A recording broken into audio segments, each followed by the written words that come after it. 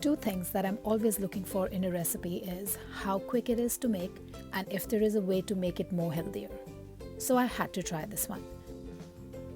All you need is peanut butter, walnuts and dates. Here I'm using majdool dates that are easily found in any bulk and barn.